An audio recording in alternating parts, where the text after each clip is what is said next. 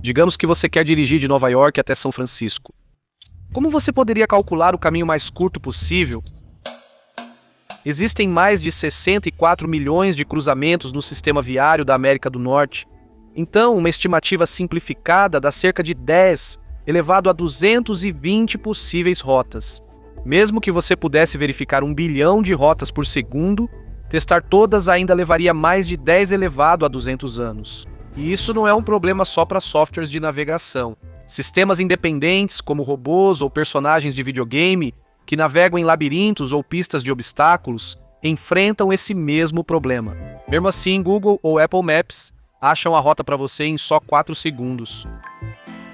Então, como isso é possível? Nós nos unimos ao canal ToolSwap, que faz simulações e animações para mostrar passo a passo o funcionamento desses algoritmos. Eles remontam suas origens a uma viagem de compras em Amsterdã em 1956. Edsger Dijkstra buscava um problema enquanto desenvolvia um software para o Armac, um dos primeiros computadores do Centro de Matemática da Holanda. Estava quase pronto para estrear, mas naquela época o público via computadores como inúteis. Dijkstra teve dificuldade para dar entrada na licença de casamento. Os ritos matrimoniais holandeses exigem que você declare sua profissão, e eu disse que era programador. Mas as autoridades municipais da cidade de Amsterdã não aceitaram, alegando que essa profissão não existia. E acredite se quiser, sob o campo profissão, minha certidão de casamento mostra a entrada ridícula de físico teórico. E assim, Dijkstra estava procurando uma demonstração específica para provar o quão poderoso o Armac era, até mesmo para leigos. O problema é que, para demonstrar a quem não é da computação, é preciso um enunciado que quem não é matemático entenda. E elas precisam entender a resposta. Naquela ida às compras, ele pensou no problema ideal. Qual o caminho mais curto de Roterdã a Groningen? Em outras palavras, um algoritmo de caminho mais curto. Este é um grafo simplificado dos Países Baixos, com nós para cidades e arestas representando estradas. A forma mais fácil de achar o caminho mais curto de Roterdã a Groningen é assim. Começando por Roterdã, exploramos seus vizinhos em busca de Groningen. Como Groningen não está entre eles, marcamos Roterdã como explorada e seguimos procurando. Agora vamos expandir esses 4 nós para explorar todos os seus vizinhos. E continuamos expandindo dessa forma, explorando todos os nós vizinhos até encontrarmos Groningen. Esse algoritmo, chamado busca em largura, sempre acha o caminho mais curto porque verifica todos os nós a um passo, depois a 2 e assim por diante. Se existisse um caminho de Roterdã a Groningen em 4 passos, teríamos achado na 4ª iteração. Não encontramos, então o caminho mais curto deve ter 5 passos. Mas há um problema com essa abordagem. Quero dizer, o algoritmo considera todas essas estradas como se tivessem o mesmo comprimento, o que obviamente não é verdade. Vamos adicionar pesos para indicar as distâncias entre os nós. Agora, é bem mais difícil achar o caminho mais curto. Dijkstra precisava de um método melhor. Uma manhã, eu estava fazendo compras em Amsterdã com minha jovem noiva, e cansados, sentamos na área externa do café para tomar uma xícara.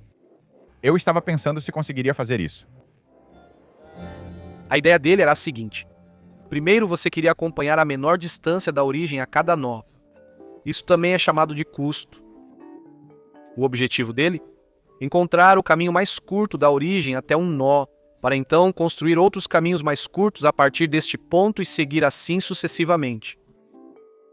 O custo do nó inicial era 0, mas como o restante do grafo não foi explorado, todos os outros nós foram definidos com custo infinito. Assim como na busca em largura, Dijkstra iniciou pela origem e explorou cada nó vizinho. A cada passo ele questionava se o caminho até o nó era o mais curto até então. Por exemplo, esta aresta tem peso 1, enquanto o custo do nó é infinito. Esse é o caminho mais curto até o nó até agora. Dijkstra atualizou seu custo para 1. Esses nós também foram atualizados para 3, 2 e 4. Após checar os nós vizinhos de Roterdã, Dijkstra o marcou como explorado. Como esse nó tinha o menor custo entre os não explorados, Dijkstra o explorou em seguida. Como antes, ele revisou as arestas para reduzir custos dos vizinhos. Dijkstra atualizou esse vizinho de infinito para 6, somando 5 mais 1, totalizando 6. Mas ele não pôde atualizar este. O caminho tem custo 5, mas o custo do nó era 3. Isso mostrava que já havia um caminho mais curto desde a origem, sem necessidade de atualizar o custo. O próximo nó a ser explorado é este, com custo 2, que atualizaria o vizinho para 5. Depois, este de custo 3 atualiza seus vizinhos e assim por diante. Às vezes, Dijkstra precisava atualizar o custo de um nó mais de uma vez. Ele chegou primeiro a este nó por este caminho, com pesos 4 e 3, totalizando 7. Depois, ele achou um caminho com custo 6 e atualizou o custo do nó novamente. Quando Dijkstra chegou a Groningen pela primeira vez, o custo era 19, mas não era o menor entre os nós não explorados. Restava um nó com custo 16, que talvez ocultasse um caminho mais curto ao objetivo. Ele seguiu explorando os nós em ordem de custo e achou um caminho de custo 18. Entre os nós não explorados, Groningen tinha o menor custo. Dijkstra estava certo de ter achado o caminho mais curto. Aqui está o motivo. Se o menor custo entre os nós não explorados é 18, então Dijkstra deve ter explorado todos os caminhos com custo 16, 14, 13, todos os caminhos com custo menor do que 18. E nenhum desses caminhos levou a Groningen. É como a busca em largura, explorando cada passo a partir da origem. Ao priorizar menores custos, o algoritmo de Dijkstra garantia o caminho mais curto para qualquer destino. Foi uma invenção de 20 minutos. Eu a projetei sem lápis e papel. Depois eu aprendi que uma das vantagens de projetar sem lápis e papel é que você praticamente é forçado a evitar todas as complexidades evitáveis. Na inauguração do Armac em 1956, Dijkstra pediu à plateia 2 nomes de cidades num mapa simplificado dos Países Baixos. Armac, então, imprimiu a rota mais curta cidade por cidade. Funcionou perfeitamente. O computador fez tanto sucesso que o centro logo iniciou o desenvolvimento da próxima geração. E quanto ao algoritmo dele, ficou guardado nos seus arquivos por anos. Algoritmos não eram valorizados em revistas de matemática e quase não havia publicações de computação. Em 1959, ele publicou seu trabalho na Numerische Mathematik, ou Matemática Numérica, uma revista alemã recém-criada que buscava se estabelecer. E esse foi o começo. Com o tempo, esse algoritmo se tornou, para minha grande surpresa, uma das pedras angulares da minha fama. Encontrei-o no início dos anos 60 num livro alemão sobre ciência da administração das Dijkstra-Verfahren. De repente, havia um método com o meu nome. O algoritmo de Dijkstra ainda é um dos algoritmos de caminho mínimo mais elegantes. Mas não é suficiente para o Google Maps. Suponha que eu queira ir do aeroporto de Newark, em Nova Jersey, até o zoológico do Central Park. Primeiro, o algoritmo de Dijkstra verifica todas as rotas de 10 km, depois todas as de 20 km e assim por diante, até chegar às rotas de 28 km que incluem o zoológico. A fronteira de busca cobre mais de 65 mil nós e inclui lugares bem distantes como Staten Island e grandes áreas de Nova Jersey. Mesmo buscando em direções ilógicas, o tempo de execução foi de cerca de 1/10 de segundo, incrivelmente rápido. Para quem quiser configurar seus próprios testes de busca de caminhos, conseguimos ter uma boa noção desses algoritmos com alguns scripts em Python e mapas reais do OpenStreetMaps. Resolver problemas com código tem tanto a ver com a jornada quanto com o destino. Você entende o funcionamento do Dijkstra e ainda aprimora suas habilidades de programação. Se quiser experimentar, recomendo o patrocinador de hoje, boot.dev. Os cursos focam em fundamentos, oferecendo problemas reais em vez de sobrecarregar com código. Projetar um RPG, criar um app de pagamentos ou rodar o algoritmo de Dijkstra. Os cursos iniciam com vídeos introdutórios e apresentam a terminologia gradualmente para garantir seu entendimento. Eles também ensinam a pronúncia. Já ouviu falar de SQL? Ok, é SQL. SQL virou um obstáculo em algumas vagas, como em ciência de dados. 60% das ofertas nos Estados Unidos exigiram conhecimento em SQL no ano passado. Isso chega a quase 80% para Python. O Boot.dev está preparado para te ensinar as linguagens e ferramentas que você vai precisar para funções de back-end e DevOps, de Go e Docker até Linux e AWS. Você pode iniciar do zero ou ir direto aos tópicos avançados. Engenheiros DevOps nos Estados Unidos seguem entre os mais bem pagos em tecnologia, pois essas habilidades são difíceis de aprender. Esse é o ponto. Acesse boot.dev e use o código Veritasium para 25% de desconto no primeiro ano do plano anual. Agradeço ao boot.dev pelo patrocínio desta parte do vídeo. Agora menos de 100 milissegundos parece bem rápido, então qual é o problema? As coisas ficam bem mais lentas com grafos maiores, como a rede da América do Norte. Algoritmos de busca podem ser comparados pela velocidade média de consulta, escolhendo pontos aleatórios e executando Dijkstra em cada par, depois calculando a média dos tempos. Na rede da América do Norte, um Dijkstra otimizado leva cerca de 7 segundos por caminho. Em muitas dessas buscas, o algoritmo precisa explorar a maior parte dos 64 milhões de nós.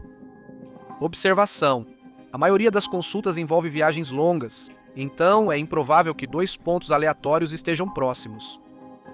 Vimos que o Dijkstra é bem mais rápido numa cidade, mas a média ainda é útil para comparar algoritmos de busca de caminhos. Posso esperar 7 segundos, já que no meu celular levou 4. Mas não sou só eu. Estou esperando na fila atrás do Derek, Gregor, Casper e todos vocês. Podem ser milhões pedindo direções ao mesmo tempo.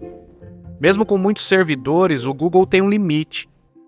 Para o Google Maps funcionar em segundos, o algoritmo precisa rodar em menos de 1 milissegundo, sendo cerca de 7.000 vezes mais rápido do que o Dijkstra. Bem, um problema com o algoritmo de Dijkstra é que ele busca na direção oposta ao destino. Então, se soubermos a direção aproximada, existe uma maneira de penalizar rotas ilógicas? Vamos retomar o problema de ir de Newark ao zoológico do Central Park. Queremos priorizar os nós mais próximos do zoológico. Com longitudes e latitudes, calculamos facilmente a distância em linha reta de qualquer nó até o destino. Vamos ordenar os nós pelo seu custo mais essa distância em linha reta.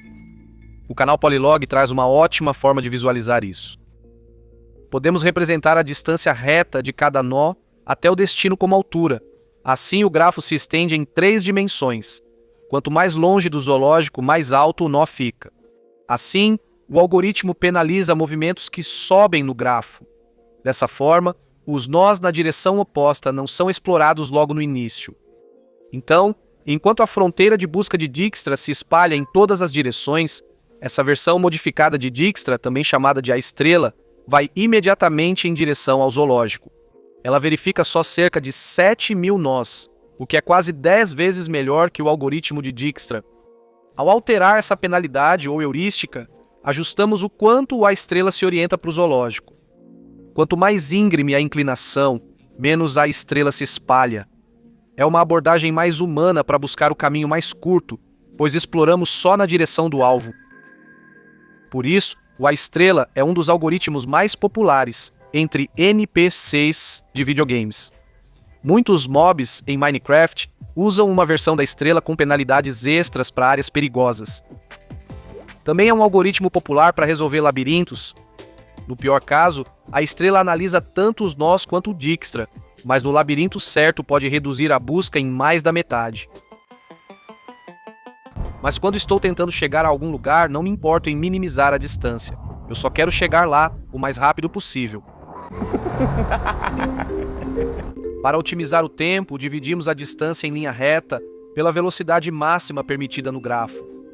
Isso nos dá o tempo mínimo de viagem, mas essa heurística é uma subestimação extrema.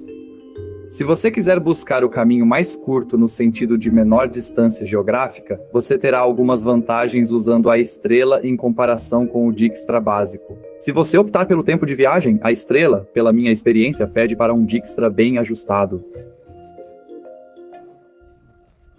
Você explora menos nós, mas não tantos assim, e agora também precisa avaliar várias heurísticas que não precisaria avaliar ao usar o Dijkstra puro. E essas incluem um cálculo complicado de raiz quadrada. No nosso grafo da cidade de Nova York, o algoritmo de Dijkstra explorou cerca de 9 vezes e meia mais nós do que a estrela para encontrar o caminho mais curto em termos de distância.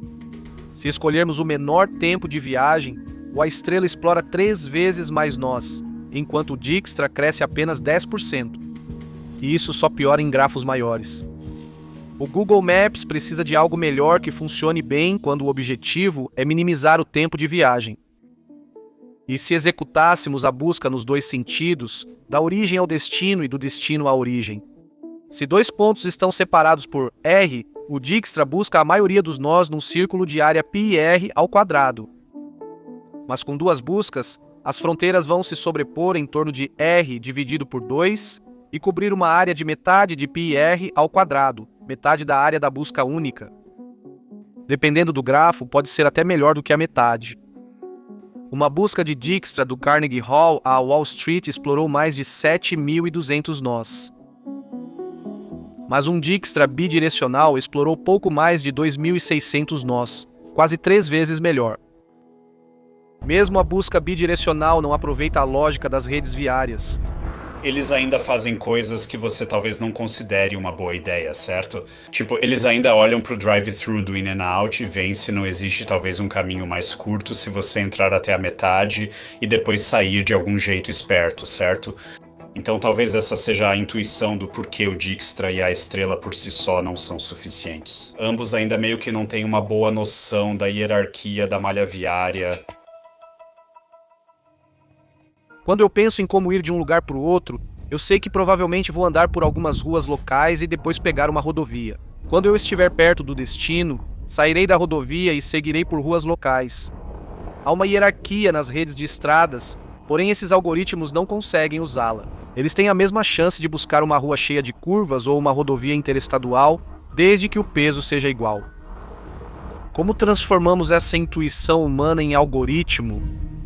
Se você olhar para as implementações da indústria nos anos 90, por exemplo, como nesses primeiros sistemas de GPS automotivo, eles tinham uma classe viária pré-computada que eles atribuíam às vias.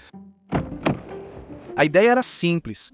Topógrafos registravam dados da estrada como limite de velocidade, largura e se era rodovia. Eles enviavam as informações para empresas de mapeamento que as categorizavam manualmente em hierarquias, como rodovia expressa, via principal local ou estrada estreita. Com os mapas, o GPS fazia um Dijkstra bidirecional. Mas havia um porém. Ele buscava todas as estradas estreitas na área de busca. Se não achasse o destino, ele traçava o caminho para a próxima hierarquia, as principais vias locais, e então buscava todas essas vias na nova área de busca. Se ainda assim não encontrasse o destino, ele subia novamente para o nível das rodovias. As buscas se cruzavam em algum ponto e retornavam ao caminho final. Assim, um pré-processamento pode reduzir a busca e usar a hierarquia das estradas. Uma desvantagem óbvia aqui é como você calcula corretamente esses níveis de hierarquia, como você pode provar para si mesmo que eles estão certos e que não está perdendo nenhum caminho mais curto. Por exemplo, se a área de busca for muito pequena, existe a chance de o algoritmo retornar um caminho por rodovias quando, na verdade, uma série de ruas locais seria melhor. Uma área de busca bem maior pode achar o caminho mais curto, mas, em certo ponto, isso não é muito melhor do que o Dijkstra. Se o Google quisesse mapear o mundo, precisaria de um algoritmo de roteamento melhor. Usar uma hierarquia pré-processada nos dá tempos de consulta muito mais rápidos, mas há um custo. O algoritmo de força bruta, que calcula todos os caminhos para achar o mais curto, é um ótimo exemplo. Com uma tabela contendo todos os caminhos mais curtos entre 2 pontos, as consultas seriam extremamente rápidas. Mas construir essa lista levaria tempo demais. Aqui está um gráfico. O eixo vertical mostra o tempo de execução da consulta e o horizontal, o de pré-processamento. Nossa tabela de consulta massiva ficaria aqui. Rodar o Dijkstra a partir de cada um desses 64 milhões de cruzamentos levaria mais de 10 anos num único núcleo. E a tabela inteira teria mais de 8 petabytes de dados brutos. Isso é como armazenar toda a Wikipédia. 16 vezes. Mesmo com a tabela, teríamos que refazer partes inteiras sempre que uma estrada fecha, uma ponte abre ou há mudanças no trânsito. Na verdade, talvez nem caiba neste gráfico. Por enquanto, vamos deixá-lo aqui. Já o algoritmo de Dijkstra não exige pré-processamento, mas é lento. No nosso gráfico, ele estaria mais ou menos aqui. O Google Maps precisa de uma solução intermediária, consultas rápidas sem exigir muito pré-processamento. Nesse caso, queremos estar nessa região. Agora, a ideia é semelhante às hierarquias manuais, mas com duas grandes mudanças. Vamos processar automaticamente o nosso grafo para ordenar os nós de acordo com a importância deles. Uma saída entre duas rodovias é importante. Já um cruzamento para uma ruazinha sem saída, nem tanto. Sem categorizar estradas manualmente, usaremos Dijkstra bidirecional, pesquisando subindo a hierarquia dos dois lados. Mas, se construirmos isso de forma inteligente o suficiente, podemos eliminar as áreas candidatas e ainda garantir o caminho mais curto. A primeira fase é construir a hierarquia. Como escolhemos os nós mais importantes? Vamos analisar essas duas cidades e, por enquanto, manter apenas esta casa em uma delas. Quem mora aqui precisa passar pelo cruzamento no fim da ponte para ir a qualquer lugar. Todos os caminhos mais curtos entre a casa deles passam por esse nó, tornando-o muito importante para eles. Esse nó não é tão importante para a cidade. O motivo de atravessar a ponte é apenas chegar naquela casa. Com mais casas do outro lado, o nó da ponte se torna ainda mais importante. Toda viagem de um lado para o outro passa por ele. Ele é mais importante quando as duas cidades têm tamanho semelhante. Quando esse nó divide o grafo ao meio. É nesse momento que o maior número de caminhos mais curtos passa por essa ponte. Outros conjuntos de nós também dividem o grafo ao meio, como a rua principal, mas há muitos cruzamentos nela além do nó da ponte. Um pequeno conjunto ou corte de nós é relevante quando divide o grafo aproximadamente ao meio. Vamos recuperar a rede da América do Norte. Esses nós azuis dividem o grafo quase ao meio. Para ir de qualquer lugar da costa leste à costa oeste, era preciso passar por um desses 102 nós. É exatamente como a ponte que conecta as duas cidades. É realmente pequeno, mas se você olhar para onde isso vai, é basicamente o rio Mississippi. E pontes sobre o Mississippi são caras de construir. Esses são os principais gargalos. Entre mais de 64 milhões de nós, esses 102 têm as maiores classificações. Agora, vamos identificar os próximos nós mais relevantes. Bem, o que podemos fazer dos dois lados? Podemos fazer a mesma coisa. Novamente procuramos por pequenos cortes. O próximo corte na costa leste segue o rio Ohio, traça aproximadamente os Montes Apalaches e retorna ao sul pelo rio Potomac. Na costa oeste, o corte segue as Montanhas Rochosas e depois o rio Colorado. Esses conjuntos recebem as próximas classificações mais altas em seus lados. Podemos dividi-los ao meio novamente e classificá-los. E novamente. E assim por diante até classificarmos todos os 64 milhões de nós. Isso se chama de secação aninhada. O pré-processamento tem dois objetivos. Buscamos um algoritmo que evite explorar muitos nós, garantindo tempo rápido de execução e sempre retornando o caminho mais curto. A hierarquia que construiremos precisa cumprir esses dois objetivos. Vamos testar em um grafo menor. No início, ignoramos os pesos das arestas. Esses dois nós dividem o grafo ao meio, por isso recebem a classificação mais alta. Este nó divide o subconjunto ao meio e tem a classificação mais alta dos três. Os outros dois podem ser classificados em qualquer ordem. Esses dois nós dividem o subconjunto ao meio e tem a próxima classificação mais alta. Depois, classificamos os dois últimos nós com os números que sobraram. E o ranqueamento. Separamos o grafo igual, mas as classificações do mesmo corte ficaram trocadas. Ou, com outra divisão do grafo, conseguimos esse ranqueamento. Ele até divide o grafo perfeitamente ao meio. Isso não é melhor? Todos esses ranqueamentos são válidos. Em breve veremos por que usar qualquer um, mas por hora vamos manter este. A melhor forma de ver esse ranqueamento é contrair os nós em ordem. 1 é o mais baixo, 2 é o seguinte, e assim por diante. Introduzimos um algoritmo de busca e aceleramos a execução limitando o espaço apenas a movimentos para cima na hierarquia. Por isso é fundamental usar o Dijkstra bidirecional. Sem buscar nas duas direções, o algoritmo ficaria preso em muitos pares. Assim, as duas buscas se encontram no meio, no topo da hierarquia. Vamos recolocar os pesos das arestas. Qual o caminho mais curto dos nós 4 a 8? Começando no nó 4, subimos até o nó 9 com custo 10. A partir do nó 8, também subimos e chegamos ao nó 9 com um custo de 5. Então, esse deve ser o caminho mais curto com um custo de 15. Pronto. Há um problema, esse não é o caminho mais curto. Usar este caminho custa só 3. A busca ignora caminhos por nós de classificação baixa, mas isso pode ser ajustado com mais pré-processamento. Comece no nível mais baixo. Esse nó liga a pelo menos 2 de nível superior. Neste grafo, o nó 1 se conecta ao 13 e ao 8. Isso se chama triângulo inferior. Mesmo que esse caminho possa ser o mais curto entre o nó 3 e o nó 8, nossa busca nunca o considerará. Vamos criar um atalho entre os nós 3 e 8, com o mesmo custo do triângulo inferior. Essa aresta não existe na rede de estradas, serve apenas para registrar os caminhos mais curtos. Avançamos para o próximo nó de menor valor e repetimos o teste. Podem existir vários triângulos inferiores, ou já haver uma aresta entre os 2 nós superiores. Nesses casos, o atalho representa o caminho que tiver o menor custo. Um caminho usando apenas nós de classificação inferior é como só pegar estradas locais.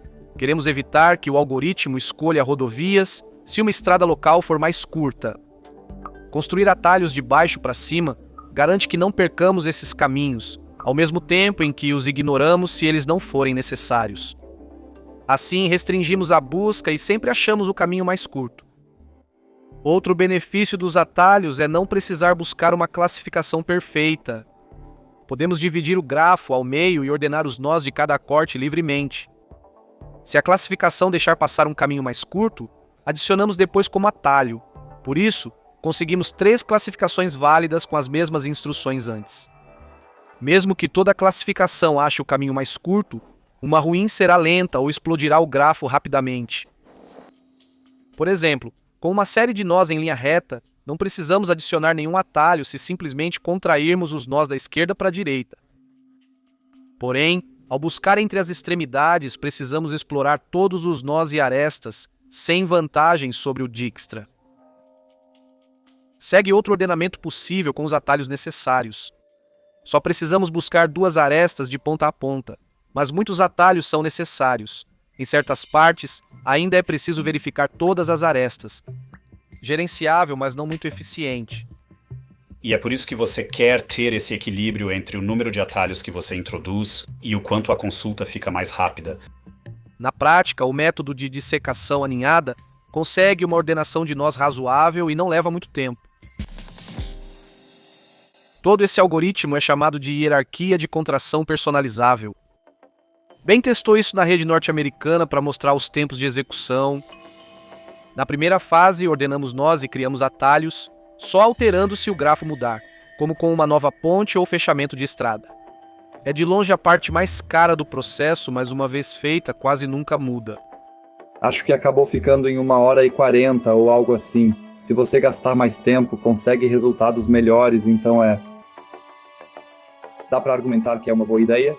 Na fase 2, calculamos os pesos dos atalhos. Com atualizações de trânsito, essa etapa precisa ser refeita rapidamente. Acho que 7, 8 segundos sem paralelização e você consegue reduzir para cerca de 1 segundo. E aí é que o uso de memória começa a pesar. Por fim, a terceira fase é a busca em si. Lembre-se, para um caminho longo na rede norte-americana, um Dijkstra bem ajustado precisa explorar a maioria dos 64 milhões de nós, e leva cerca de 7 segundos por caminho. Para essa hierarquia de contração, o tempo de consulta foi de cerca de 200 microsegundos. Com certas configurações é possível reduzir para cerca de 100 microsegundos. Mas para fins práticos, abaixo de 1 segundo, milissegundos é tudo o que você precisa. Isso é 35 mil vezes mais rápido do que Dijkstra só nesse experimento. E, em média, ele só precisou explorar 1.450 nós, reduzindo o espaço de busca em um fator de cerca de 44 mil. Uma busca de Dijkstra de São Francisco a Montreal teria que checar todos os nós da região. Numa hierarquia de contração personalizável, ele só precisa buscar esses 1.236 nós. A maioria dos nós se concentra em torno da origem e do destino. Ao alcançar alto nível na hierarquia, só é preciso checar os cortes principais como o Mississippi. Não sabemos ao certo o que o Google Maps, Apple Maps ou outros grandes aplicativos de rotas usam nos bastidores, mas todos poderiam ser baseados em hierarquias de contração. Hierarquias de contração personalizáveis são só uma variação. Existem ainda mais algoritmos de roteamento que não abordamos. Mas se você pensar bem, a busca central ainda é a de Dijkstra, um algoritmo de 70 anos. 40 anos após o artigo de Dijkstra, o cientista dinamarquês Mikkel Thorup afirmou que todos os avanços teóricos em caminhos mínimos de fonte única se basearam no algoritmo de Dijkstra. Desde 2000, muitos algoritmos recentes de caminhos mínimos ainda utilizam partes do algoritmo de Dijkstra. De variações em hierarquias, de contração a uma recente descoberta teórica para um algoritmo de caminho mínimo mais rápido. Tudo isso baseado numa invenção de 20 minutos. O sucesso duradouro de Dijkstra se deve à sua simplicidade. Como ele disse, simplicidade é essencial para a confiabilidade. Dijkstra refletia profundamente sobre os problemas antes mesmo de pegar uma caneta, porque, no fim das contas, quem seria responsável pelo trabalho seria o programador, não a máquina. Se na física há algo que você não entende, você sempre pode se esconder atrás das profundezas inexploradas da natureza. Você sempre pode culpar Deus. Não foi você quem complicou tudo sozinho. Mas se o seu programa não funcionar, não há ninguém para se esconder atrás. Você não pode se esconder atrás de uma natureza obstinada. 0 é 0, 1 é 1. Se não funcionar, você errou. Com esses dois ideais, ele queria deixar um legado duradouro. Se daqui a 10 anos, quando você estiver fazendo algo rápido e mal feito, de repente imaginar que eu estou aqui olhando por cima do seu ombro e disser para si mesmo: Dijkstra não teria gostado disso, bem, isso seria imortalidade o suficiente para mim. Então, mesmo que você só possa controlar o seu pequeno canto do mundo, ainda assim pode torná-lo o mais elegante e cuidadoso possível, para você e para todas as pessoas que vierem depois de você.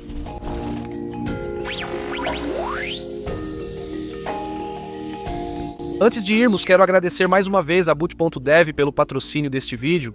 Se vocês quiserem conferir, podem acessar o link na nossa descrição ou escanear este código QR aqui, e não se esqueçam de usar o código de desconto Veritasium para 25% de desconto. Então, obrigado a Boot.dev e também quero agradecer a você por assistir. You have arrived at your destination.